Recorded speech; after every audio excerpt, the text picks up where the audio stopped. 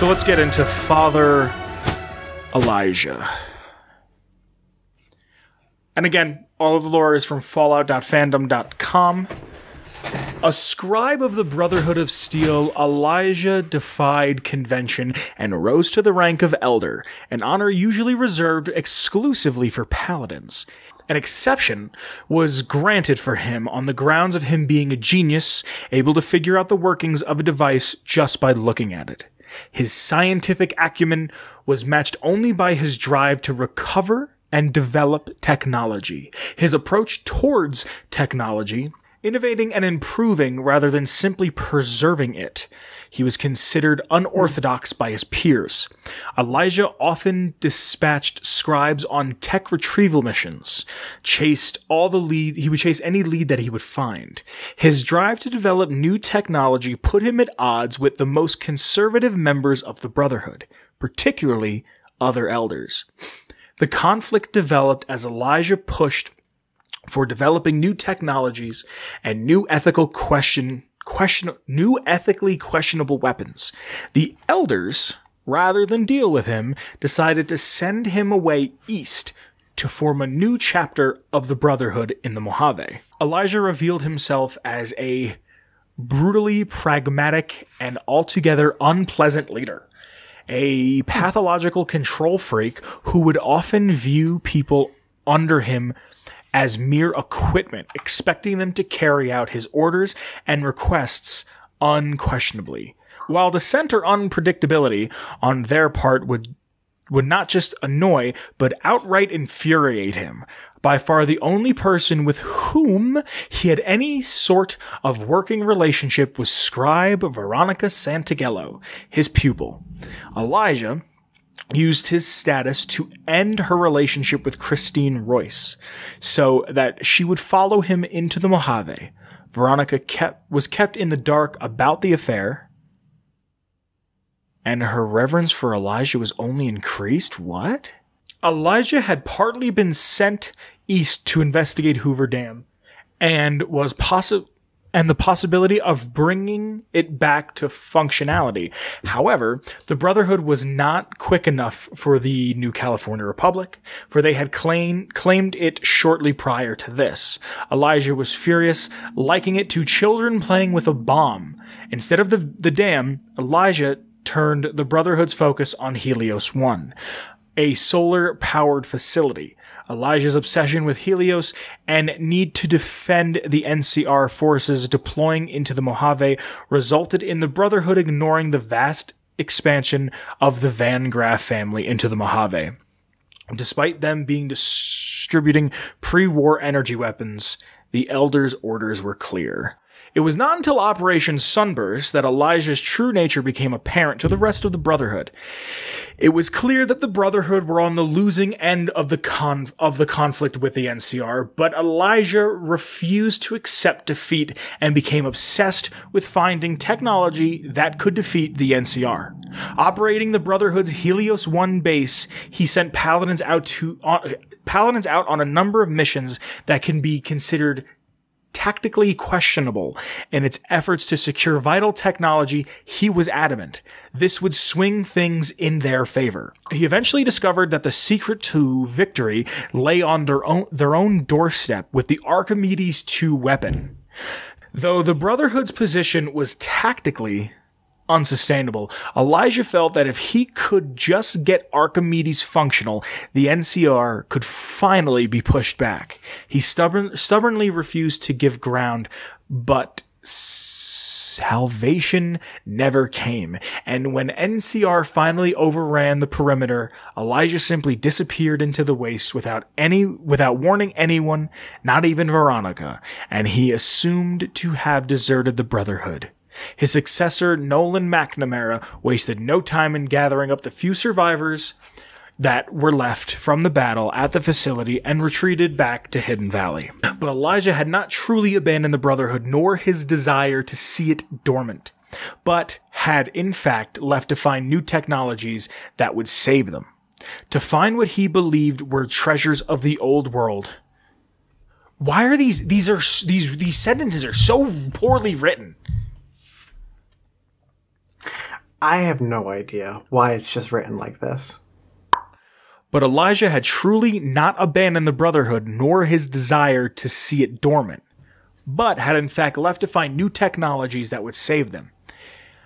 He wanted to find what he believed were treasures of the old world. For Elijah, the Brotherhood was doomed. They needed to begin again and would never do as needed, no matter how morally questionable, to ensure that came to pass. Okay, a lot of this has been cut out, but I'm just going to say flat out, whoever wrote this did a fucking horrible job. Through the power of editing, you're not going to hear how many times I've had to go back and reread sentences, but there should be commas in places where there's not. There should be...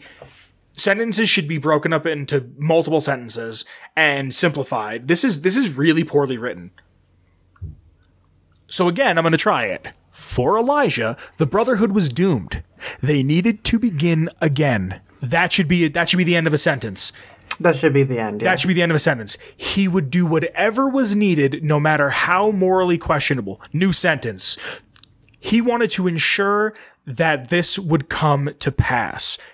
Right there. I just fixed it. Right? Sorry. He traveled throughout the wasteland, going as far as the Divide and spending time amongst the ciphers.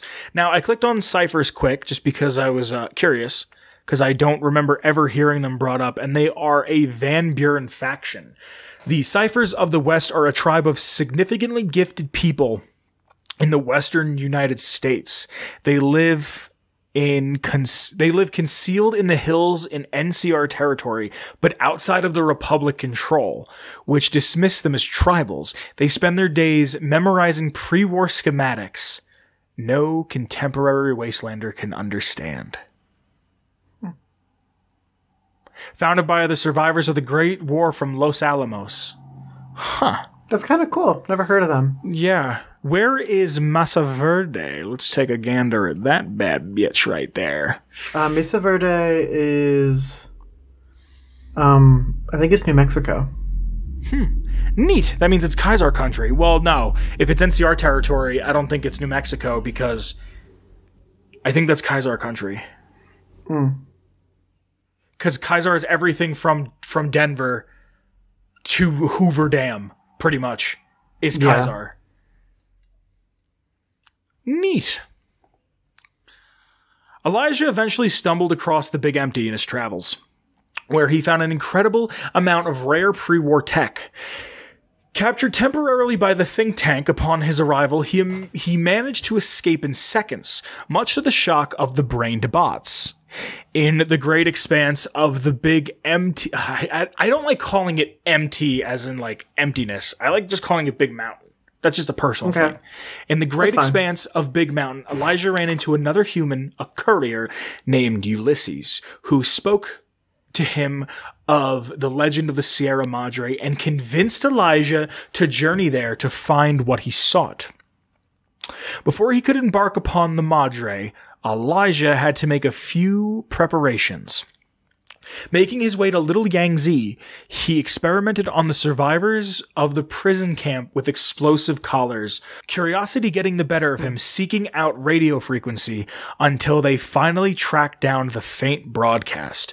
Avoiding the local robots and suffering from migraines through the overdose of Mentads, Elijah's fine-tuned both collars and radio signals. Now, with the location of a mythical casino and his collars ready, his grand plan to defeat the NCR was ever so close to fruition. So, background story, if you play Old World Blues and you find Little Yangtze, there's people there that are, I'm pretty sure, speaking in Chinese, right? I think so, yeah. And they are prisoners. They were put in camps, prisoners of war, like how we did to Japan in the 40s. But he got there and they were ghouls. And I remember playing this. I streamed Big Mountain on Discord before we were doing Twitch. And I remember how dark. There was like chairs piled in corners and like people trying to get out. Like just really fucking grim shit. It's pretty grim. Yeah. So he used that to then make the collars. He learned how to use those collars there and then use them at the Madre on you, Dean Domino, Christine, and Dog.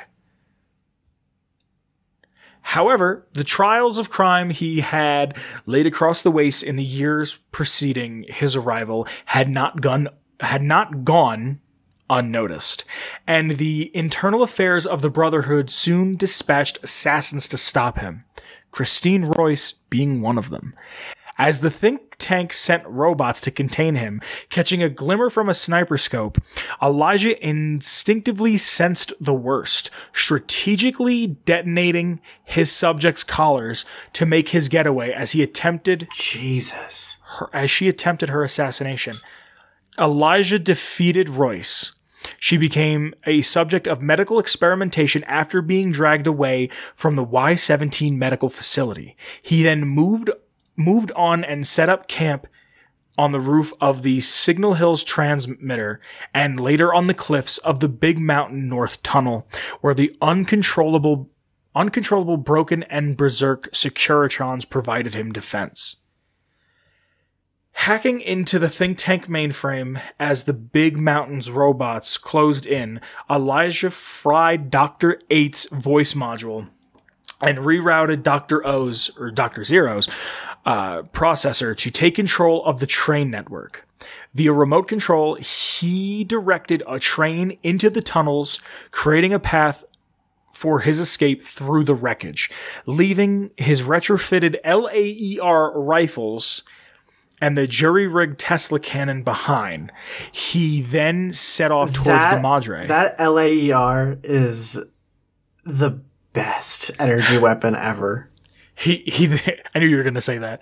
It's my favorite laser weapon. I know.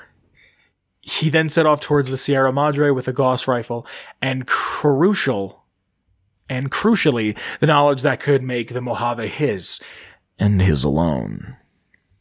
To prepare for his expedition, he renovated an abandoned Brotherhood of Steel bunker as a base of operations in the Mojave, setting it up for when he managed to get his hands on the technologies it offered. In making round trips around the Sierra Madre to his bunker, he performed an analysis of the cloud and the Sierra Madre's environment. Once ready to go to the Madre, he left the final message for Veronica in the event he did not return. Real quick, I'm not sure if the rest of this I don't remember if the rest of this brings up the cloud in any way, but it is a bit of poison that surrounds the Madre. It's pretty yucky. Yeah. Upon reaching the Sierra Madre, he found everything that he had hoped for and more. The cloud had somehow preserved the pristine nature of the casino and prevented it from decaying in all of the centuries of disuse, in addition to serving as a deadly deterrent to potential intruders. He marveled at the casino's automated security system, the invulnerable holograms, perfected versions of technology he had found at the Big Empty. A single one of these holograms deployed in the right place would become a one-man army, massively powerful and almost impossible to defeat with conventional weapons. However, the potential of these paled in comparison to the relatively innocuous technology that is the Sierra Madre vending machines. These machines functioned as a sort of molecular assembler, taking Sierra Madre chips and using the raw materials in their composition to assemble various alcohol and clothes as rewards for gamblers. The potential for these had already been partly realized before the war, as medical staff and construction crews had used them to generate medical supplies and explosives. But Elijah had grander ideas. He could use the vending machines to create everything necessary for building a new nation. Food, supplies, ammunition, collars, even currency. I love how it's like food, supplies, ammunition, slavery collars. Yeah, that's kind of a big yikes. Yeah. His ultimate plan was to cleanse the Mojave with the cloud and create a new world using the holograms for defense. The collars would ensure compliance, and the vending machines were there for the resources. However, Elijah also found that he could not unlock the secrets of the casino's vault alone.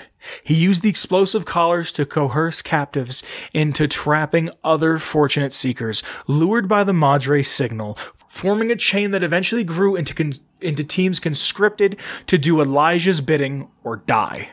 Eventually, he found a new way of starting the chain in the form of Dog, a Nightkin whose overwhelming need for a master figure allowed Elijah to bend him easily for his will, even without an explosive collar. Pause. I fucking love. He's my favorite character in Dead Money. Yeah, Dog. Dog. Because of the callback, and like I didn't appreciate this till I played it a few months ago, where he's like, Dog needs master. I can hear master calling. And then like having the prior knowledge of Fallout 1 and 2 of going, oh, fucking quite literally the master, and how the Nightkin were the elite members of the master's army. Like that was just, I don't know. It was one of those like Jimmy Neutron fucking can't handle the Neutron style fucking brain blast moments. I was like, oh my God, that's genius. It really is. Human nature got the better of these teams though. As soon as they became close to the treasure, they all felt they could take it all for themselves, inevitably turning on one another. One team managed to actually get Elijah into the heart of the casino, but after their deaths, Elijah found himself trapped and alone. In response, he modified the signals controlling the collars to add an extra condition. If one person died, they all died. Unable to communicate with Dog on the outside, Elijah assumed this would be the end, until Dog, automatically acting on orders given to him long ago, brought to the casino a prisoner with a Pip-Boy 3000, someone with who Elijah was capable of communicating. Elijah would be free to go, assuming he could bear to leave behind the casino and all of its secrets. He guided the courier and the 3 remaining callers to the Sierra Madre. Dog, his unquestioning Nightkin servant, Christine Royce, the same circle of Steel Knight that was dispatched to the Big Mountain to kill Elijah, and Dean Domino, a ghoulified pre-war lounge singer who had been trapped in the Sierra Madre since the war. There, he ordered them to trigger the gala event, reopening the doors of the Sierra Madre Casino and Resort. Once inside, the courier managed with Elijah's instructions to arrive in the Sierra Madre vault, where Elijah came out of hiding and confrontation ensued. I've told this story before. That's pretty much everything on Elijah. I have some notes and some behind-the-scenes stuff in a second, but I've told this story before, and I'll tell it again because it made such an impact on me. The first quote on here, which I don't know why I can't click on him anymore. Finding it though. That's not the hard part. It's letting go. It's something that has stuck with me in such a way after replaying this, to the point where I was replaying it and I've told the story before, I was reading these old text messages between a couple of friends of mine, people that I cared about, and I don't know why I was even reading them. I don't even know why I have it saved on my phone, but I just, you just stumble across something? Yeah, I know exactly what you mean, yeah. And I'm reading it, and like, as I'm getting towards the end of it, all I hear as the cutscene ends is, finding it. That's not the hard part. It's letting go. And I was like, all right, universe, fuck you. Like, that really... Like, it was just a weird... Like, I told the story before. Yeah. I'm sorry. It's just... Yeah. Yeah. He's one of the best bad guys. He's a little more... He's evil. He's just evil. He's pretty evil, yeah. Yeah. He's the one person that's eviler than Ron Goulman. Ron is not evil. Ron's not evil. Motherfuckers don't even know. He's not evil, but he can be evil. The audience would know how evil Ron is or isn't if another episode of Tabletop was out. I'm working on it. I'm working on it. You want to hear some notes? Some notes. Elijah claims that he had made more hollow rifles, but he does not use any, nor are there any others in Dead Money. However, by listening to his broadcast while in Sicily del Sol, De La Soul, the courier can overhear him bemoaningly giving up a hollow rifle. If he's trapped inside the Madre vault, he can be heard mumbling to himself on the radio. Did you ever lock yourself in the Madre? Yes, I have. I have too. Isn't that neat? I reload the save, though, and just get all that gold and get out of there. Hold on, we'll get to that in a second. If the courier has exhausted all dialogue about him with Veronica, they can bring her up in conversation in the vault's chamber. Didn't know that. No, I didn't know that either. Speaking to Veronica about Elijah with dead money installed before leaving for the Madre also adds additional dialogue with Elijah. Huh. Wow. He's one of the stronger opponents in the game. Besides his powerful Gauss rifle, he has a high amount of hit points for a human character and more than most companions with the exception of Dog/God and Lily. Yo, speaking of Lily, can we get a one time for AT&T Lily? One time. Tight. Elijah has a Pip-Boy himself, despite the fact that he belittles the courier's use of one on several occasions. This is best seen with a stealth boy. And closely looking while inside the vault. He also uses it to control force fields in the casino. When talking to the Brotherhood Paladins in the Hidden Valley bunker, they will sometimes talk about Elijah and how he used to be the Elder. Unlike Veronica, however, they cannot be informed of his fate in the Madre. Oh, really? Yeah. His in-game appearance and his hologram are vastly different to the point where when I clicked on this page a couple days ago to just kind of read up on this, I didn't recognize him because in my mind, he's the hologram. Really? Yeah, I was like, who the fuck? Did I click on the wrong page? Is there multiple Elijahs in this game? Because I always think of him as the hologram too. Yeah, his face is more broad in the hologram. In this one, he looks like a character from Fallout 3, like just a default old man in Megaton. Yeah. Where was I?